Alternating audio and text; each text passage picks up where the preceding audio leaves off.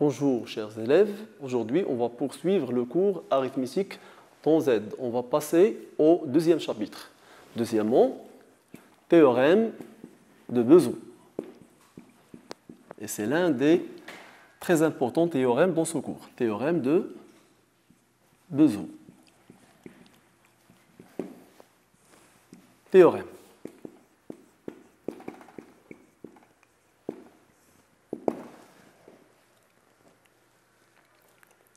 Étant donné des entiers A et B sont premiers entre eux, c'est-à-dire le plus grand commun diviseur de A et B est 1, si et seulement si il existe UV dans Z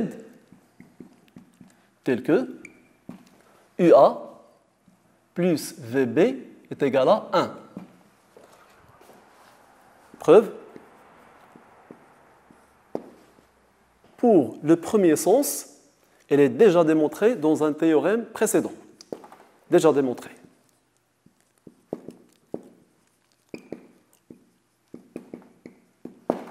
On a déjà dit que si le D est égal à A et B, le plus grand commun diviseur est D, alors toujours il existe des entiers UV tels que UA plus VB est égal à 1.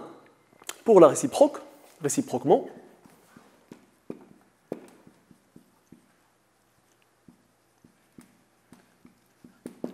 si il existe UV dans Z tel que UA plus VB est égal à 1, on pose D est égal le plus grand commun diviseur de A et B. On va montrer que D est égal à 1. On a D divise A et D divise B. Alors, D divise toute combinaison linéaire de A et B avec des coefficients entiers.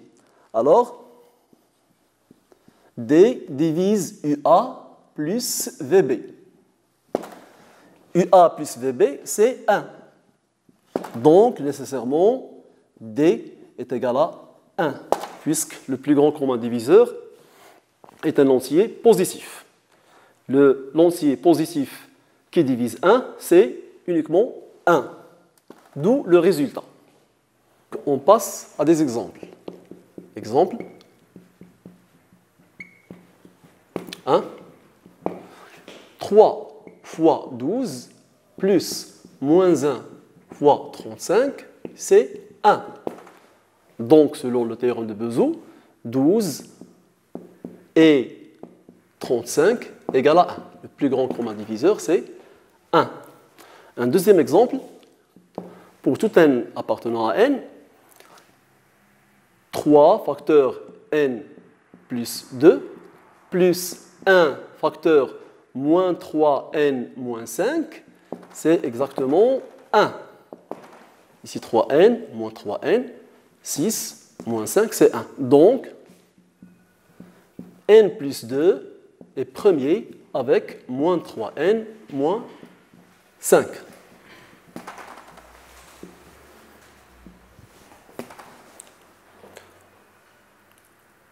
On passe à un théorème intéressant qui en découle. Théorème. Étant donné des entiers A, B et C, si A divise B, ou bien si A divise C, et A et B divisent C, et A et B sont premiers entre eux, alors A fois B divise C. Si A divise C, B également divise C, A et B sont premiers entre eux, alors le produit AB divise C. Une remarque, c'est que la condition A et B est égale à 1 est intéressante, essentielle. Par exemple, une remarque, si on prend par exemple 8, on a bien, ou bien 4 divise 12, 6 divise 12, mais 4 fois 6 ne divise pas 12. Pourquoi ici? Parce que la condition 4 et 6 sont premiers entre eux nous manque. Je passe à la proposition qui découle de ce théorème.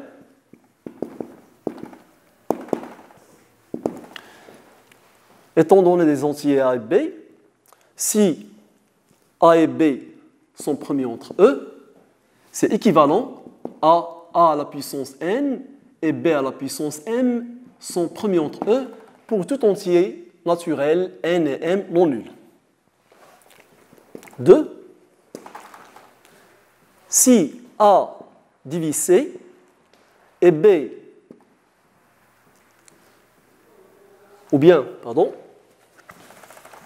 si A et B sont premiers entre eux, et A et C sont premiers entre eux, c'est équivalent à A est premier avec le produit BC. A et BC sont premiers entre eux. Un résultat très intéressant, si on a A congru à B, ou bien si on a AC congru à BC modulo n, et C et n sont premiers entre eux, alors on peut rectifier par C dans les deux membres. Alors A est congru à B modulo n. Donc si on a AC congru à BC modulo n, on peut éliminer le C si on a la condition C et n sont premiers entre eux. C'est un résultat très très essentiel.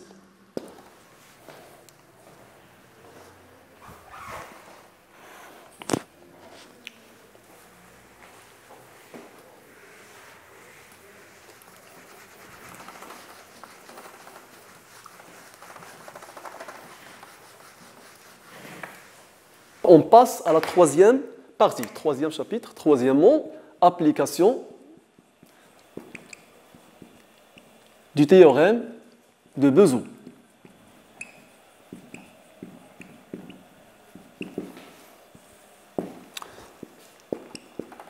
La première application, c'est le théorème de Gauss.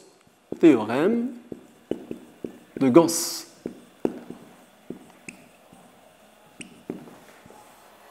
Donc, soit B et C des entiers non nuls.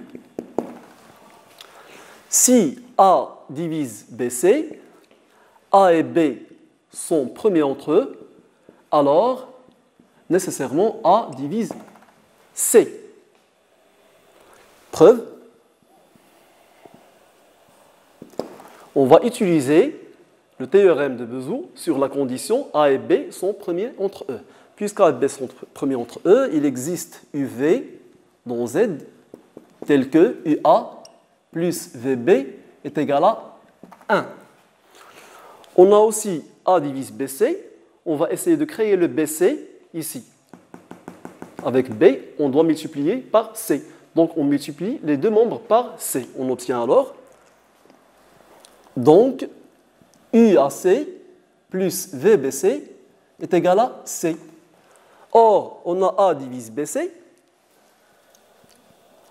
Alors, il existe K dans Z tel que BC est égal à KA.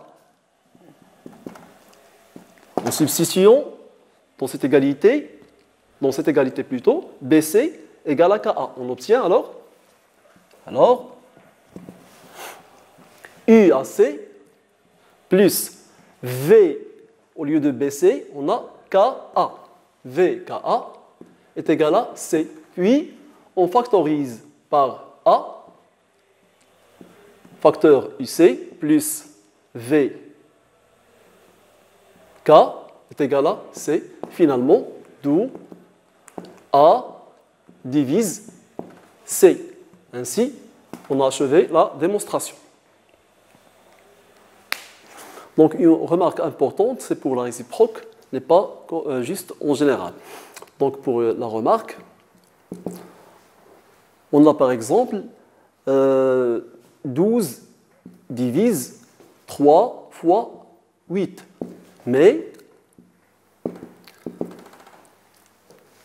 12 ne divise ni 3 ni 8. on passe à notre théorème.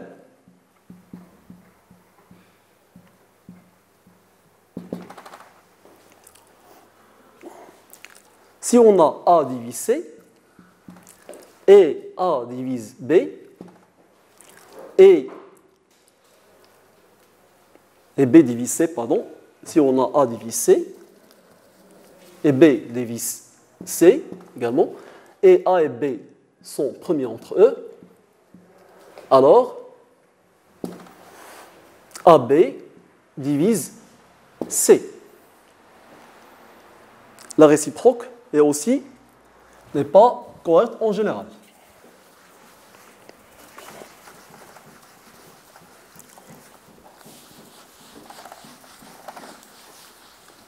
Par exemple, 4 divise 16 et 8 divise 16, mais 4 fois 8 ne divise pas 16.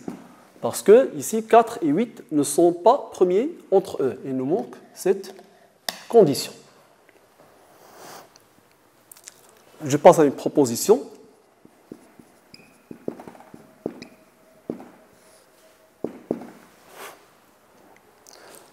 Premièrement, A et B sont premiers entre eux si et seulement si, pour tout entier naturel n et m non nuls, A à la puissance n et B à la puissance m sont premiers entre eux. Deuxièmement, A et C sont premiers entre eux, B et C sont premiers entre eux, c'est équivalent à AB et C sont premiers entre eux. Un troisième résultat très intéressant, si on a A, C est congru à BC modulo n, et C et n sont premiers entre eux, alors on peut simplifier ici par C, on obtient A est congru à B modulo n. On peut démontrer la dernière proposition.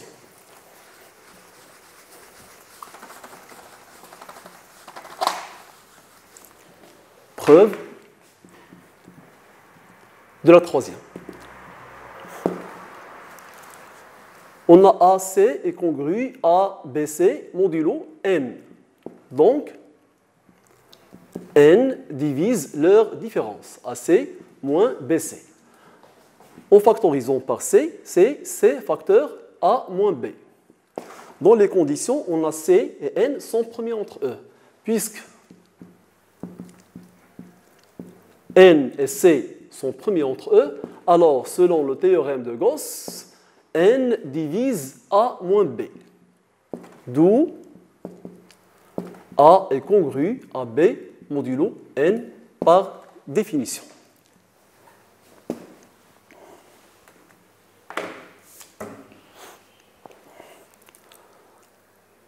Alors, on va passer à une autre application, 3.2, les équations diophonciennes. Équations diophonciennes.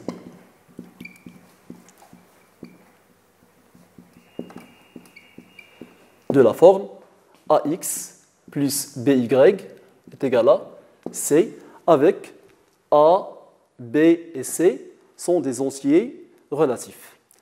Et on cherche les couples x, y dans z carré qui vérifient cette équation. Exemple. Des exemples d'équations diophonciennes. Par exemple, 6x moins 4y est égal à 13. C'est une équation diophoncienne. Un autre exemple, 56x plus 72y est égal à 40. Pour la première équation, si elle admet une solution, c'est-à-dire s'il existe un couple x,y qui vérifie l'équation, on a nécessairement 6x moins 4y est égal à 13. On peut factoriser par 2, on obtient 2 facteurs 3x moins 2y est égal à 13. D'où 2 divise 13. C'est absurde.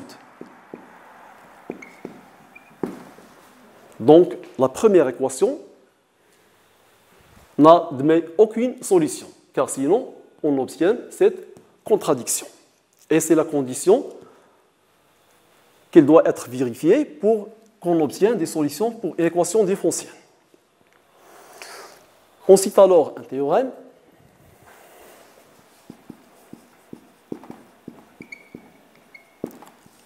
En considérant l'équation E de la forme AX plus BY est égal à C, premièrement, l'équation E admet au moins une solution dont Z carré, si et seulement si le PGCD de A et B divise C. Deuxièmement, si le couple X0, Y0 est une solution particulière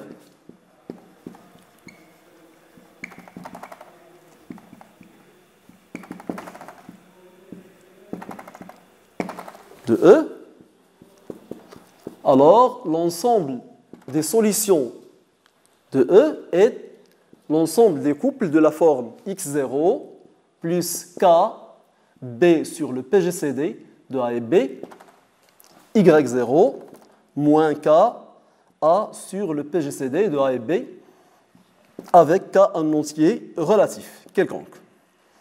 C'est exactement l'ensemble de toutes les solutions de E.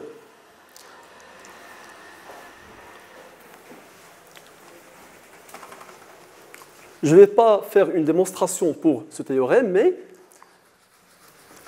je vais essayer de faire le deuxième exemple en utilisant la méthode de la démonstration. Donc, une application.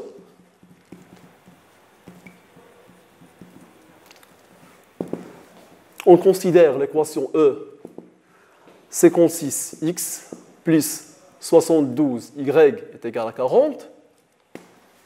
Premièrement, vérifier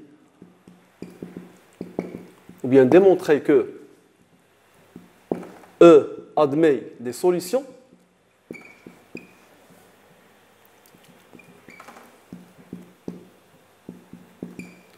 Deuxièmement, vérifier que le couple 20 moins 15 est une solution de E. Troisièmement, résoudre dans Z carré l'équation E. Pour la vérification de l'existence des solutions, c'est la première proposition du théorème. Donc, on va essayer de calculer le PGCD de 56 et 72 et on va voir s'ils divisent 40 ou non. Premièrement, on a le PGCD de 56 et 72 égale à 8. Parce que 56, c'est 8 fois 7, et c'est 8 fois 9, donc le PGCD, c'est 8. Or, 8 divise 40, c'est 40 égale à 8 fois 5, donc E admet des solutions, au moins une solution. Au moins. Pour la deuxième question.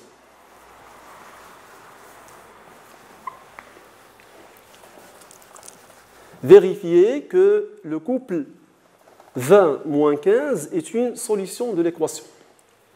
Donc on va substituer x par 20 et y par moins 15.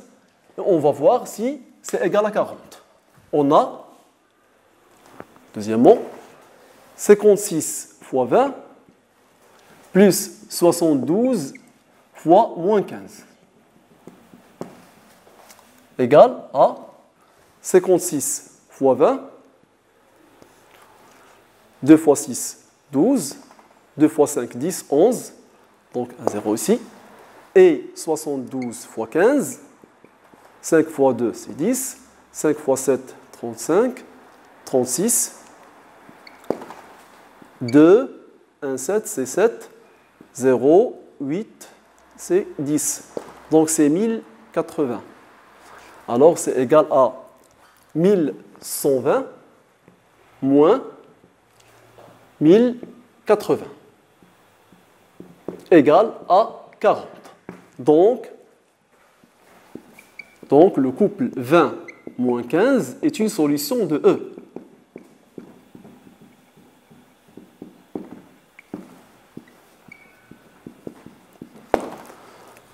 Pour la troisième question, résoudre l'équation E dans Z carré. On peut directement utiliser le théorème, mais je vais essayer de faire la démonstration implicitement. Soit x, y, une solution de E. On a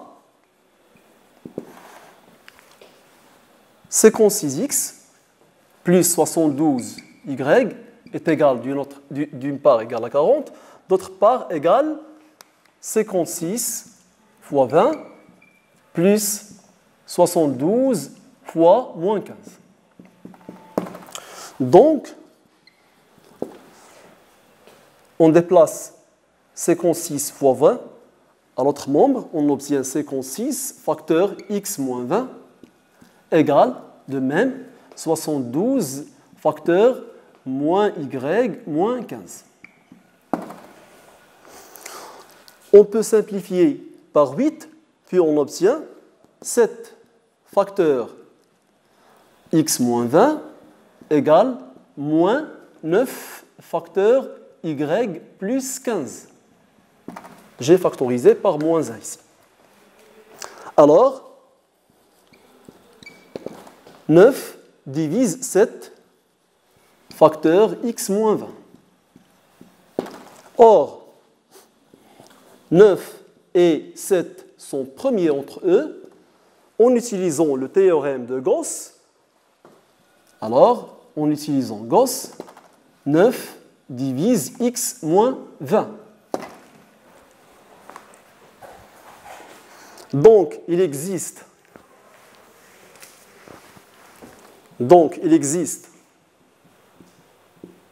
K dans Z tel que x moins 20 égale à 9K. C'est-à-dire x est égal à 9K plus 20.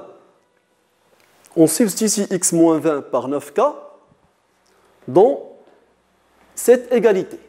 X moins 20, on va remplacer dans étoile. On remplace dans étoile x moins 20 par 9K. On obtient dans étoile, on obtient 7 fois 9K égale moins 9 facteur y plus 15.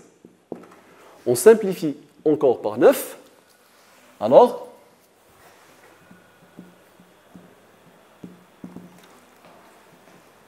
y plus 15 égale moins 7K. Y plus 15 égale moins 7K. Donc, xy, ou bien x est égal à 20 plus 9K, et y est égal à moins 15 moins 7K, tel que K appartient à Z. Inversement, si on substitue x, y par 20 plus 9K, moins 15 moins 7K, dans l'équation E, on obtient une solution de l'équation. D'où l'ensemble des solutions, c'est l'ensemble des couples de la forme 20 plus 9K, moins 15 moins 7K, tel que K appartient à Z. Ainsi, on a terminé la solution.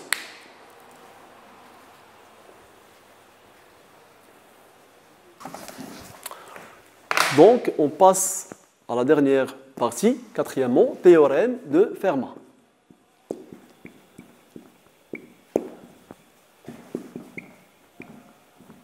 Fermat, le plus célèbre en arithmétique. Donc, les petits théorèmes de Fermat. Théorème 1. Soit P un nombre premier.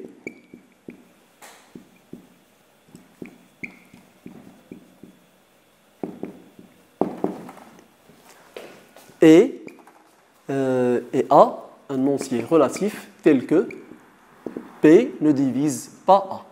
On a A à la puissance P-1 est congru à 1 modulo pi.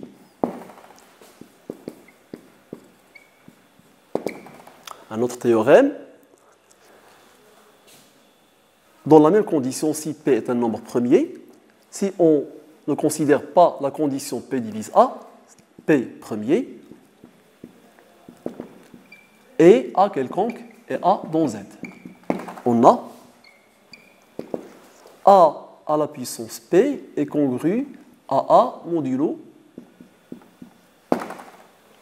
P. Une petite application. Montrer que pour tout entier supérieur ou égal à 2, on a n à la puissance 5 est congru à n modulo 30. Pour cela, on va utiliser la remarque suivante. 30 se décompose en produit de nombres premiers, c'est 2 fois 3 fois 5. 6 fois 5, c'est 30. On va montrer que n à la puissance 5 congrue à n modulo 2, puis modulo 3, puis modulo 5. Et on va combiner tout cela. On a 5 est premier. Donc, directement en utilisant le théorème de Fermat, alors, selon Fermat,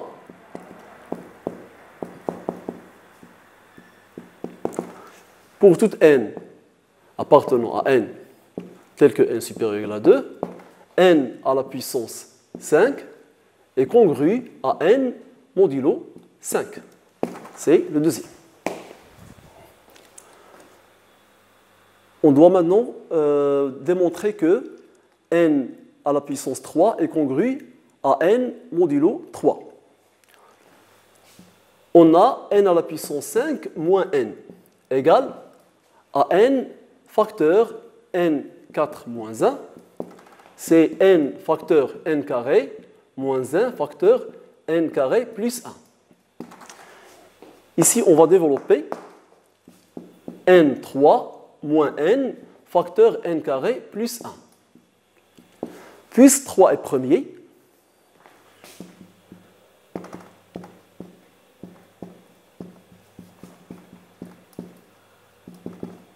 alors, selon le théorème de Fermat, n à la puissance 3 est congru à n modulo 3. n à la puissance 3 est congru à n modulo 3.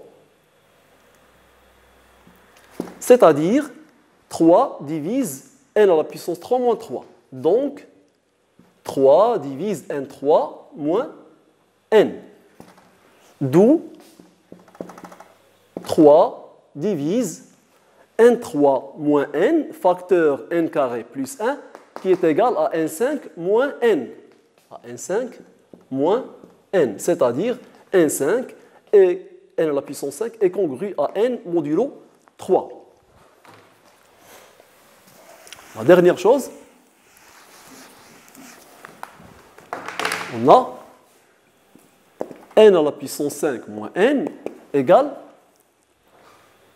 n facteur n carré moins 1. Je vais encore ici factoriser n carré moins 1. C'est n facteur n moins 1, facteur n plus 1, facteur n carré plus 1. Je développe le n ici. J'obtiens n carré moins n, facteur n plus 1, facteur n carré plus 1. Encore, le théorème de Fermat affirme que, puisque 2 est premier, n au carré est congru à n modulo 2, car 2 est premier.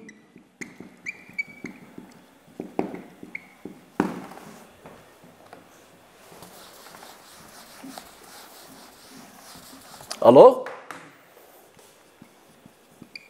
2 divise n carré moins n, et n carré moins n divise encore n5 moins n. Donc, 2 divise n5 moins n. La conclusion, 2 divise n5 moins n, 3 divise n puissance 5 moins n, et encore ici, on a 5 divise n à puissance 5 moins n par définition de la congruence. Ici, je vais le rajouter ici. 5 divise n à la puissance 5 moins n. 5 divise n à la puissance 5 moins n. 3 divise n à la puissance 5 moins n. 2 divise n à la puissance 5 moins n. Or, 5 et 3 sont premiers entre eux. Alors, le produit 5 fois 3 divise 5 et 3 sont premiers entre eux. Alors, 5 fois 3 divise n5 moins n. C'est une proposition qu'on a déjà citée avant. De même, 5 fois 3, c'est 15. 15 et 2 sont premiers entre eux. 15 et 2 sont premiers entre eux. Alors, 15 fois 2 divise n à la puissance 5 moins n. Donc, 30 divise n à la puissance 5 moins n. Conclusion, d'où n à la puissance 5 congrue à n modulo 30. Ainsi, on a achevé la correction de cet exercice. C'est la fin de notre cours aujourd'hui et aux séances prochaines, Inch'Allah.